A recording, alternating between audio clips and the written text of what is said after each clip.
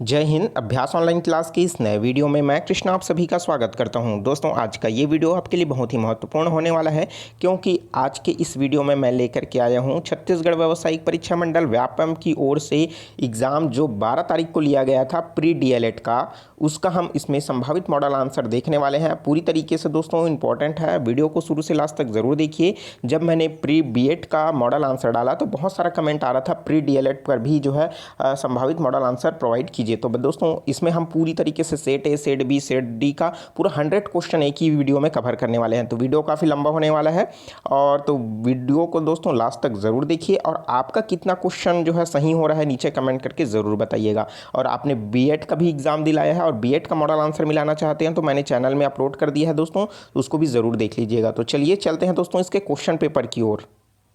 तो दोस्तों वीडियो को अभी तक आपने लाइक नहीं किया है तो ज़रूर लाइक कर दीजिए। हम क्वेश्चन को डिटेल में नहीं देखेंगे, सिर्फ आंसर को देखेंगे। और डिटेल में देखने के लिए दोस्तों कुछ ही दिन बाद जो है इसका पूरी तरीके से एनालिसिस करके पूरा वीडियो में मतलब कहीं ना कहीं आपको अच्छे से समझ आए ऐसा वीडियो बताऊंगा, क्योंकि हमको 100 क्वेश्चन जो है कम समय में कवर करने में दोस्तों ज़्यादा से ज़्यादा समय लग जाएगा। मैं पूरी तरीके से डिटेल में बताऊँगा, ठीक है। तो बहुत ही आंसर आपको प्रोवाइड करने की कोशिश करता हूँ। तो चलिए आप भी मिलाते जाइए दोस्तों। तो देखिए हम इस वीडियो में देखने वाले हैं सेट डी का। अगर आपका कोई भी सेट है ए, बी, सी या फिर डी, तो सिर्फ क्वेश्चन ही इधर उधर हुआ है दोस्तों, बाकी आपका क्वेश्चन जो है सेम रहा है, ठीक है।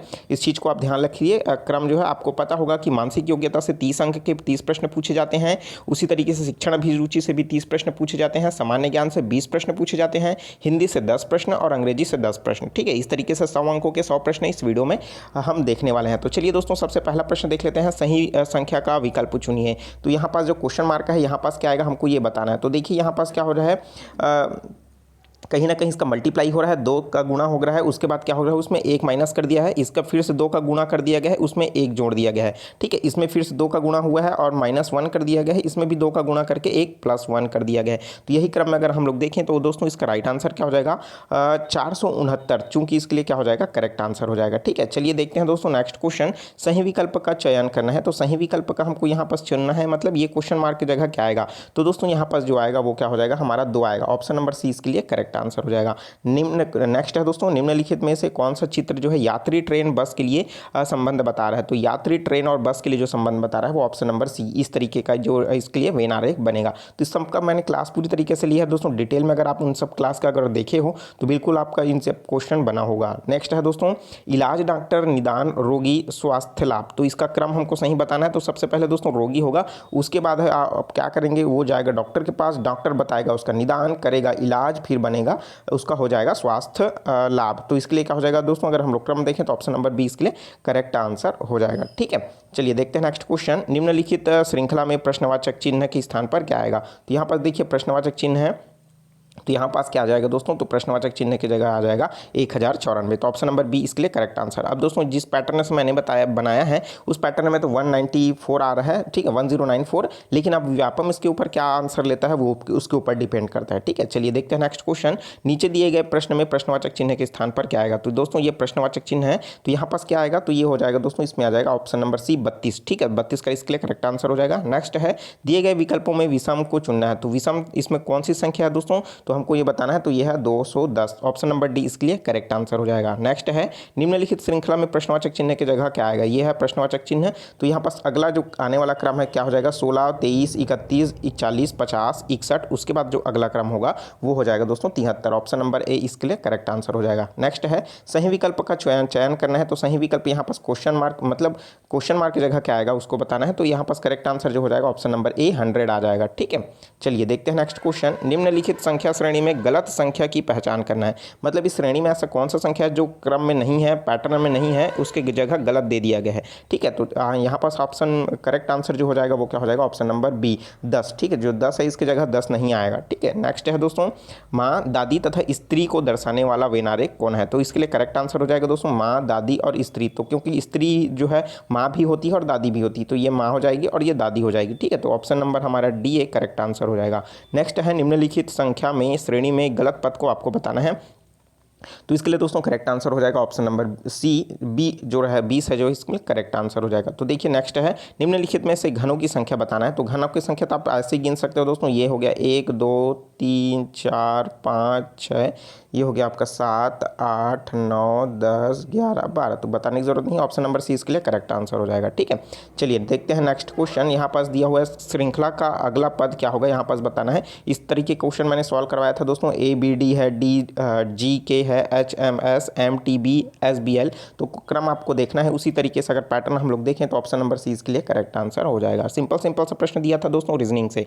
नेक्स्ट है आकृति को पूर्ण करना है। तो यहाँ पास अगर आकृति को मैं पूर्ण करता हूँ दोस्तों तो इस तरीके से हो जाएगा, ये गोला बनेगा और कहीं ना कहीं ये आपका जो है ये पूर्ण इस तरीके से हो जाएगा। ठीक है, तो अगर हम लोग इसका करेक्ट आंसर देखें तो क्या हो जाएगा, ऑप्शन नंबर जो है कौन सा, ऑप्शन नंबर सी। ठीक है, ठीक है, तो ऑप्शन नंबर सी इसके लिए क्या हो जाएगा, करेक्ट आंसर हो जाएगा। चलिए देखते हैं नेक्स्ट क्वेश्चन। निम्नलिखित अक्षर श्रेणी में कौन सा अक्षर है उसको पूर्ण करना है, मतलब इस क्वेश्चन मार्क की जगह क्या आएगा हमको ये बताना है। तो इसके लिए करेक्ट आंसर हो जाएगा ऑप्शन नंबर सी, जहां पर RCKC इसके लिए करेक्ट आंसर हो जाएगा। नेक्स्ट है दोस्तों, एक घन के सभी सतहों को लाल रंग से रंग दिया जाता है, तत्पश्चात उसे 64, ठीक है, छोटे छोटे में काट दिया जाता है। ठीक है, तो कितने घनों की सतह पर कोई रंग नहीं आएगा। तो इसके लिए दोस्तों करेक्ट आंसर ऐसा है कि इसमें सब तरफ से रंग देंगे तो बीच के जो जितने भी स्क्वायर होंगे, घन होंगे, वो उसमें क्या हो जाएगा, कोई भी रंग नहीं आएगा। तो इसके लिए करेक्ट आंसर जो हो जाएगा वो हो जाएगा 8। ठीक है, चलिए देखते हैं दोस्तों नेक्स्ट क्वेश्चन। एक के विपरीत सतह पर क्या आएगा। तो एक के विपरीत सतह पर दोस्तों आपका 3 4 5। ठीक है, तो यहाँ पर देख सकते हैं,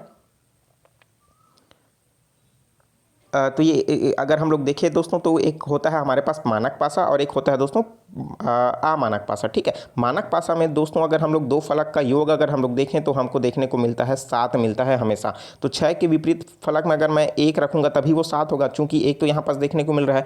तो हम लोग ये जो है पासा जो है अमानक पासा है। ठीक है, तो यहाँ पास दोस्तों कुछ भी हो सकता है, 3 4 5 कुछ भी हो सकता है। ठीक है, एक और क्वेश्चन इसी तरीके से और पूछा गया है, उसको हम लोग देखेंगे, क्वेश्चन आएगा फिर मैं अच्छे से क्लियर हो जाएगा। इस क्वेश्चन को आप याद रख लीजिए, मानक पासा और अमानक पासा, क्योंकि इन सभी में जब भी हम देखते हैं कि जो है दोस्तों 6 के विपरीत फलक में 1 होता है, ठीक है, 5 के विपरीत फलक में 2 होता है और जो विपरीत फलक में होता है 3 के विपरीत फलक में 4 होता है। इस चीज़ को ध्यान रखिए, ये मानक पासा के लिए है, ये हमेशा निश्चित है। जो आप वास्तव में लूडो खेलते हैं उसमें जो पासा होता है सेम ऐसा ही पैटर्न में होता है, लेकिन यहाँ पर देख सकते हैं 1 के विपरीत में जो है 6 है, तो आप समझ रहे हैं, तो कहीं ना कहीं ये विपरीत में नहीं है, साइड में है, तो ये क्या है, एक प्रकार का अमानक पासा है। तो यहाँ पास कुछ भी हो सकता है, 3 4 5। ठीक है, नेक्स्ट है आकृति को पूर्ण करने वाले सही विकल्प चुनना है। तो यहाँ पास 1 0 आ जाएगा, यहाँ पास 1 0 आ जाएगा। ठीक है, तो इस तरीके से अगर हम लोग देखें तो ऑप्शन नंबर डी इसके लिए करेक्ट आंसर हो जाएगा।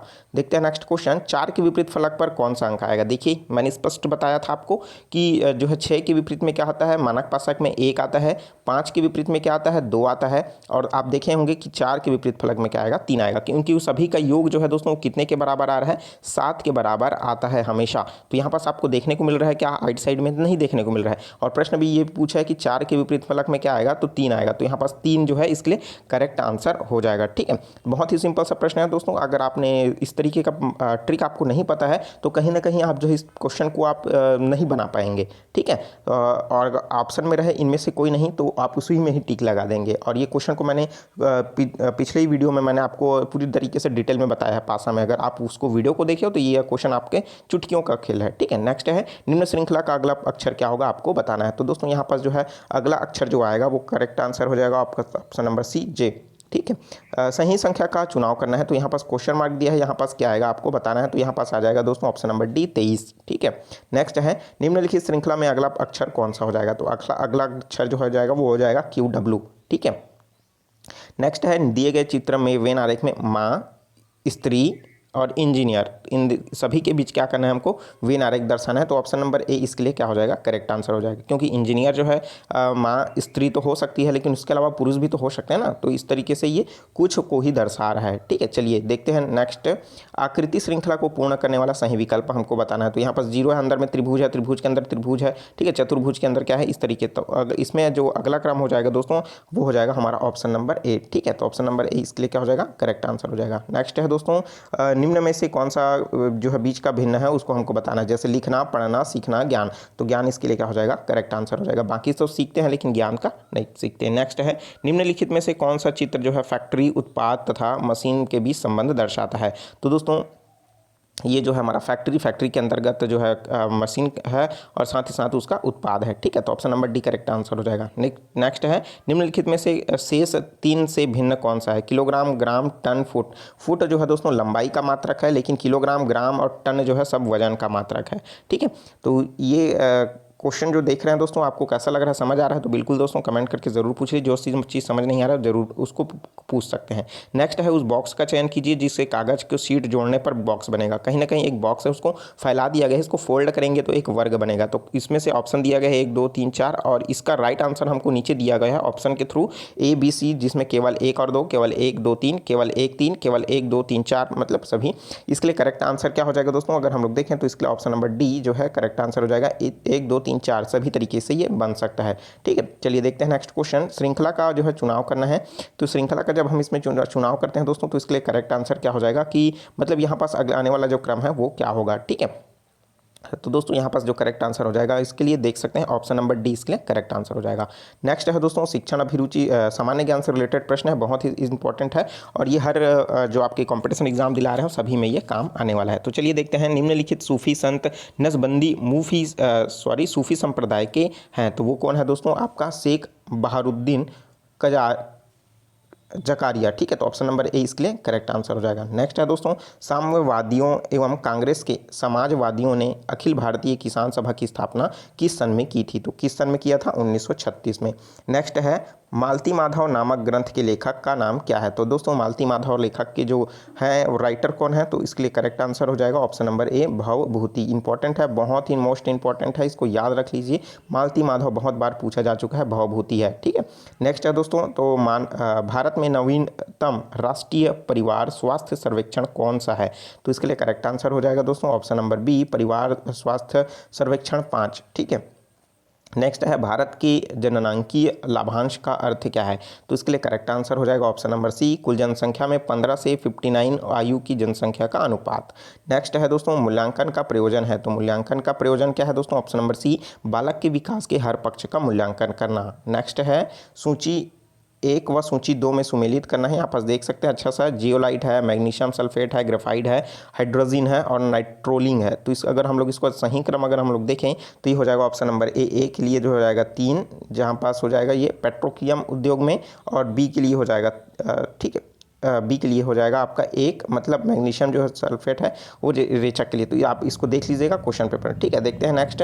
भारत में बच्चों की मृत्यु दर की मतलब निकालने का आधार क्या है? तो बच्चों का जो मृत्यु दर है उसको निकालने का जो आधार है वो क्या है दोस्तों? नवजात शिशु की मृत्यु दर। ठीक है, तो ऑप्शन नंबर सी इसके लिए करेक्ट आंसर हो जाएगा। जिला प्राथमिक शिक्षा कार्यक्रम कब लागू हुआ? तो ये भी इंपॉर्टेंट है, तो ये जो है दोस्तों आपका 1994 में लागू हुआ है।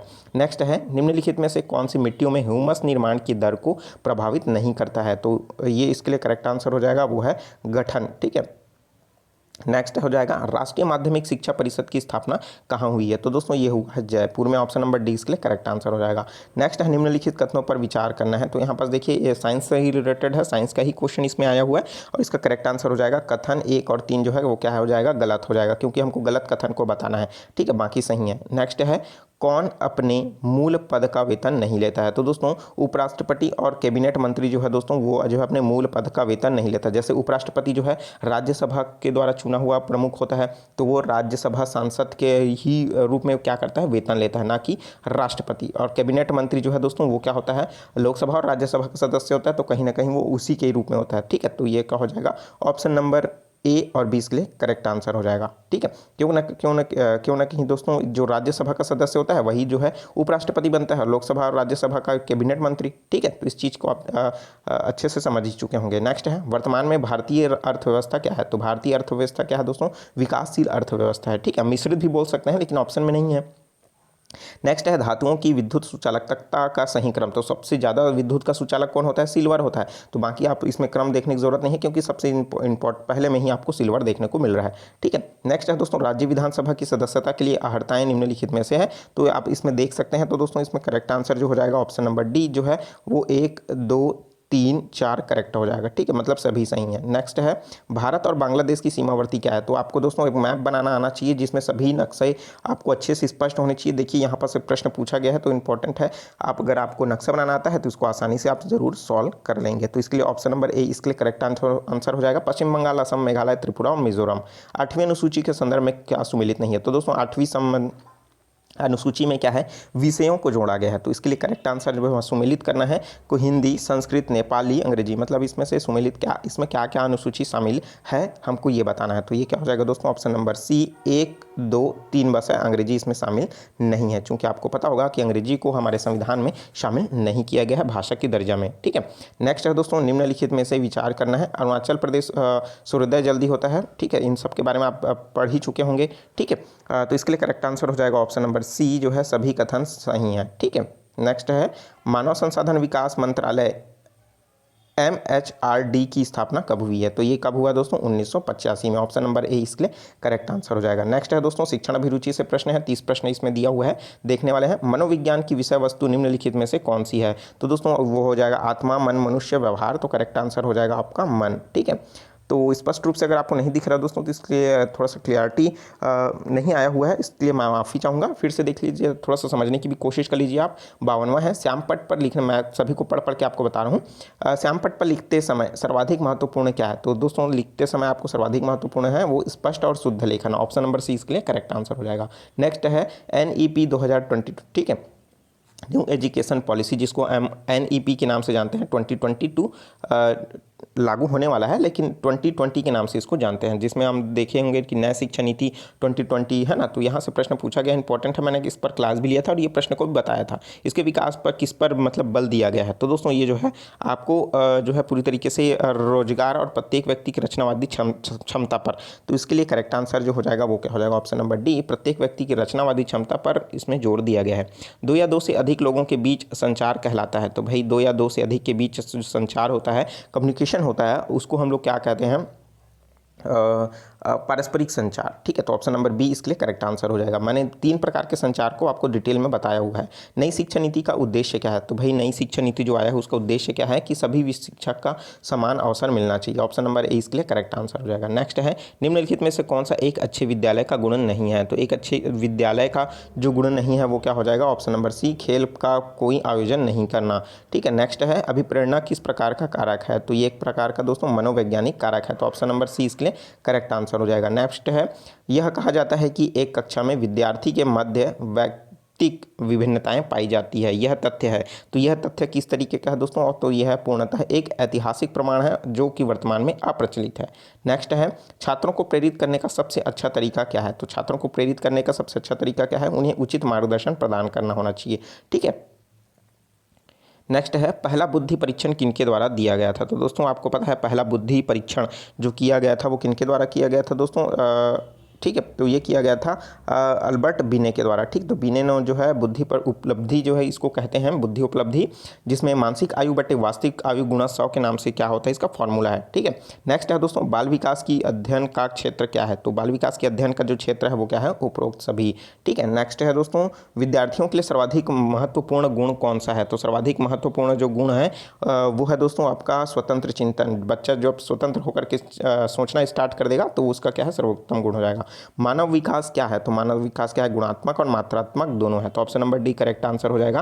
फ्रोबेल का शिक्षा का सबसे महत्वपूर्ण योगदान किसमें है। तो उनका है किंडरगार्टन में। ठीक है, तो एक गार्डन है छोटा सा जिसमें बच्चे खेलते हैं, सारी चीज़ें उसमें है। ठीक है, तो ये किंडरगार्टन प्रश्न भी पूछा जा चुका है कि किंडरगार्टन जो है किनका है, तो फ्रोबेल का है। ठीक है, जो TET में भी पूछा जा चुका है, शिक्षक भर्ती में भी पूछा जा चुका है, BEd में भी पूछा जा चुका है, DLED में भी पूछा जा चुका है। इंपॉर्टेंट है फ्रोबेल किंडरगार्टन। ठीक है, तो इस तरीके से आप इसको भी याद कर सकते हैं। फ्रोबेल का है मतलब फ्लावर है तो कहाँ पर खिलेगा, गार्डन में। ठीक है, इस तरीके से भी आप याद रख सकते हैं। निम्नलिखित में से कौन सा बच्चों के भावनात्मक विकास के लिए सबसे उपयुक्त है। तो भावनात्मक विकास के लिए सबसे उपयुक्त क्या है, लोकतांत्रिक एवं कक्षा का वातावरण। ठीक है, सत्तावादी भी हो सकता है, लेकिन अब व्यापम किसके ऊपर डिपेंड करता है, ये भी उसके है। ठीक है, चलिए देखते हैं। नेक्स्ट है प्रत्येक शिक्षार्थी की अभिरुचि, अभिक्षमताएं व योग्यताएं एक की अपेक्षा दूसरे में खाली स्थान होती है। तो भाई एक की अपेक्षा दूसरे से भिन्न होती है। हम कह थोड़े ना सकते हैं कि इसका कम है, किसका ज़्यादा है, जब हम उसका मूल्यांकन करेंगे तो अब हमें पता चलेगा।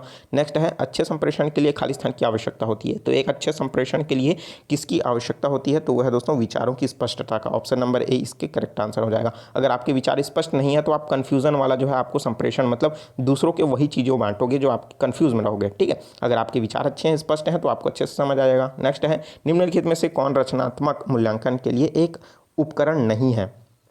ठीक है, तो करेक्ट आंसर हो जाएगा वो आपको हो जाएगा बहुविकल्पीय प्रश्न। नेक्स्ट है बच्चों को मौखिक व अशाब्दिक दंड देने का परिणाम होता है। तो अशाब्दिक दंड देने का परिणाम क्या होता है, तो वो होता है कि उन्हें घर कार्य में मतलब उन्हें कार्य करने के लिए प्रेरित करना। ठीक है, तो ऑप्शन नंबर इसके लिए करेक्ट आंसर हो जाएगा। नेक्स्ट है आपको शिक्षण व्यवसाय पसंद है। क्यों पसंद है आपको, कि जो है मुख्य तौर पर जो है आप उसमें रुचि रखते हैं, तभी आपको शिक्षण व्यवसाय पसंद है। ठीक है, नेक्स्ट है हम सभी बुद्धि प्रेरणा रुचि आदि के संदर्भ में भिन्न है। यह सिद्धांत संदर्भित है। तो यह सिद्धांत जो है किस पर संदर्भित है, व्यक्तिगत भिन्नता पर। ठीक, तो ऑप्शन नंबर ए इसके लिए करेक्ट आंसर हो जाएगा। नेक्स्ट है दोस्तों एक शिक्षक का अपेक्षित व्यवहार है। तो एक शिक्षक का अपेक्षित व्यवहार क्या हो जाएगा, आदर्शवादी, सूचनाप्रद, निदेशात्मक या फिर प्रभावशाली। तो इसके लिए करेक्ट आंसर हो जाएगा ऑप्शन नंबर ए आदर्शवादी। ठीक है, तो शिक्षक को हमेशा आदर्शवादी रहना चाहिए। एनसीएफ 2005 के अनुसार शिक्षक की भूमिका क्या है, तो दोस्तों शिक्षक की जो भूमिका है वो है दोस्तों उपरोक्त सभी। तो एनसीएफ क्या है, नेशनल कैरिकुलम फ्रेमवर्क। ठीक है, तो इस चीज़ को आप याद रखिए। निम्नलिखित में से कौन सा एक शिक्षक का गुण नहीं है, तो शिक्षक का गुण जो है नहीं पूछ रहा है ना, मतलब हमको निगेटिव वाला जो बताना है इसमें।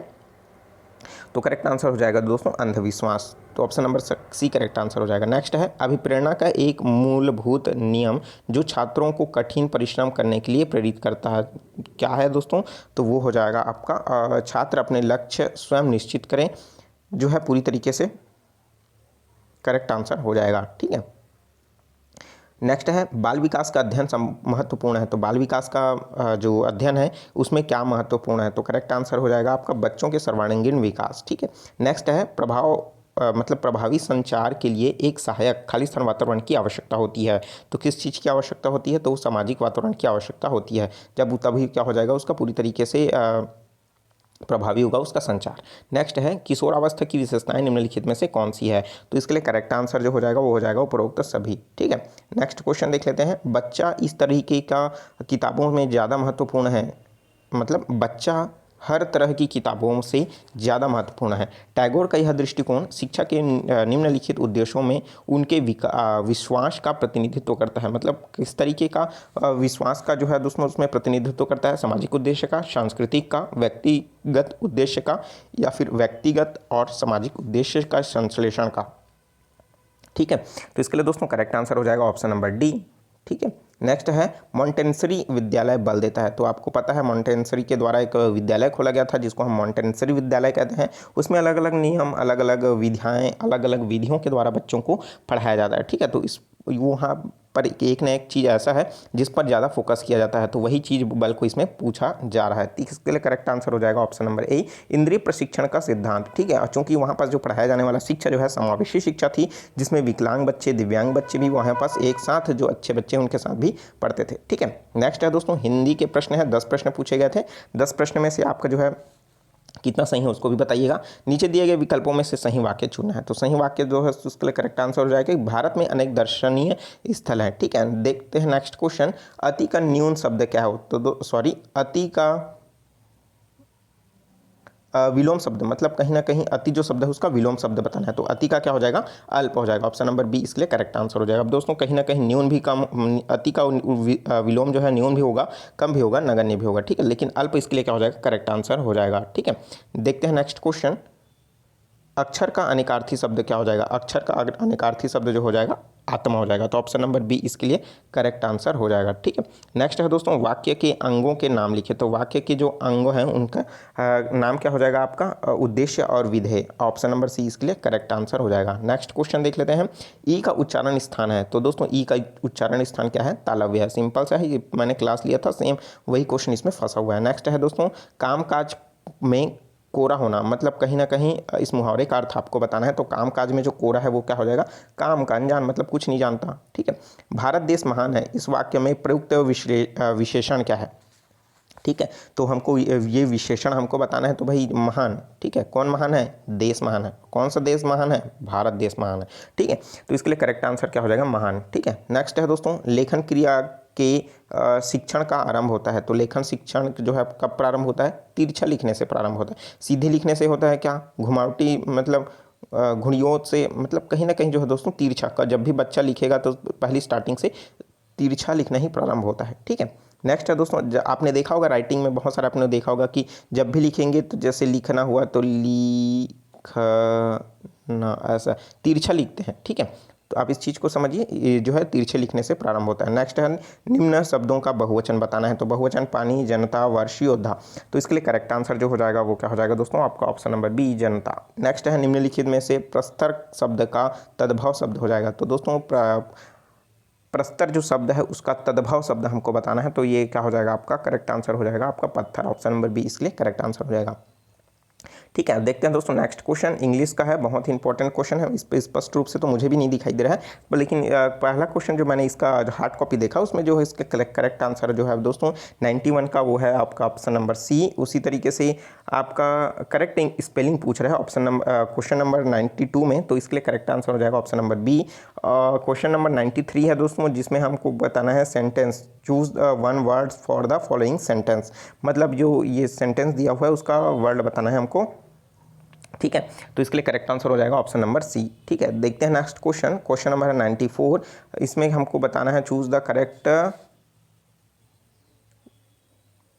इसमें भी हमको ये चूज द करेक्ट सेंटेंस ही बताना है इसमें, ठीक है। तो इसके लिए करेक्ट आंसर जो हो जाएगा ऑप्शन नंबर डी, ठीक है। नेक्स्ट है दोस्तों choose the voice of the sentence. मतलब ये जो सेंटेंस दिया है इसका वॉइस हमको क्या करना है? बताना है। तो इसके लिए करेक्ट आंसर जो हो जाएगा वो क्या हो जाएगा? ऑप्शन नंबर बी, ठीक है। नेक्स्ट है क्वेश्चन नंबर 96, ठीक है। Transform the given sentence into the complex sentence. तो ये जो सेंटेंस है उसको कॉम्प्लेक्स सेंटेंस हमको बताना है। तो इसके लिए करेक्ट आंसर जो हो जाएगा ऑप्शन नंबर सी, ठीक है। नेक्स्ट है चूज द करेक्ट आंसर, मतलब हमको करेक्ट आंसर इसके लिए बताना है। तो 97 का क्या हो जाएगा? ऑप्शन नंबर सी, ठीक है। उसी तरीके से 98 का बताना है हमको, एंटोनिम्स बताना है। Choose the correct antonyms of this given word, ठीक है। कीट जो शब्द है उसका हमको एंटोनिम्स बताना है। एंटोनिम्स मतलब क्या होता है दोस्तों? उसका विरुद्धार्थी शब्द, ठीक है, मतलब अपोजिट, ठीक है। तो 98 का क्या हो जाएगा दोस्तों? आपका ए ऑप्शन करेक्ट हो जाएगा। नेक्स्ट है दोस्तों what type of sentence in the following sentence. तो मतलब ये सेंटेंस दिया है वो किस तरीके का सेंटेंस है हमको ऑप्शन देख के बताना है। जैसे सिंपल सेंटेंस है, कंपाउंड है, या फिर कॉम्प्लेक्स है, या फिर कंपाउंड कॉम्प्लेक्स सेंटेंस है। तो इसके लिए करेक्ट आंसर जो हो जाएगा वो हो जाएगा आपका ऑप्शन नंबर बी, एक प्रकार का क्या है? कंपाउंड सेंटेंस है। नेक्स्ट है चूज द करेक्ट साइनोनिम। तो दोस्तों साइनोनिम मतलब समानार्थी शब्द, मिलते जुलते शब्द। तो यहाँ पर डेफर दिया है, इसका साइनोनिम्स अगर हम लोग देखें तो ये क्या हो जाएगा? ऑप्शन नंबर सी हो जाएगा, ठीक है। तो 100 क्वेश्चन हमने इस वीडियो में देखा, तो आपको कैसा लगा दोस्तों? 100 में से आपका कितना सही हो रहा है कमेंट करके जरूर बताइए जी नीचे, ठीक है। वीडियो को अभी तक लाइक नहीं किया जरूर लाइक कर दीजिए, और चैनल को अभी तक आपने सब्सक्राइब नहीं किया जरूर सब्सक्राइब करके नोटिफिकेशन बिल आता है जरूर ऑन कर लीजिएगा। इसका जो है क्वेश्चन का PDF मैं अपने टेलीग्राम चैनल अभ्यास ऑनलाइन क्लास में डाल दूंगा, तो वहाँ पास से भी आप इसको देख सकेंगे, ठीक है। अगर कोई क्वेश्चन में अगर डाउट है, कोई आपको लगता है कि ये गलत है, तो दोस्तों आप जो है अब व्यापम जो है सही मॉडल आंसर जब निकालेगा तो आप पास एक बार फिर से निकाल लीजिएगा, ठीक है। अगर कोई उससे लगता है तो बिल्कुल आप मुझे बताइए कमेंट करके, ठीक है। और B.Ed का अगर आपने मॉडल आंसर नहीं देखा है तो आप उसको मैंने चैनल में अपलोड कर दिया है, उसको भी आप देख सकते हैं, ठीक है। चलिए मिलते हैं दोस्तों नए वीडियो में नए जानकारी के साथ। तो मुझे दीजिए इजाज़त, take care, all the best, जय हिंद।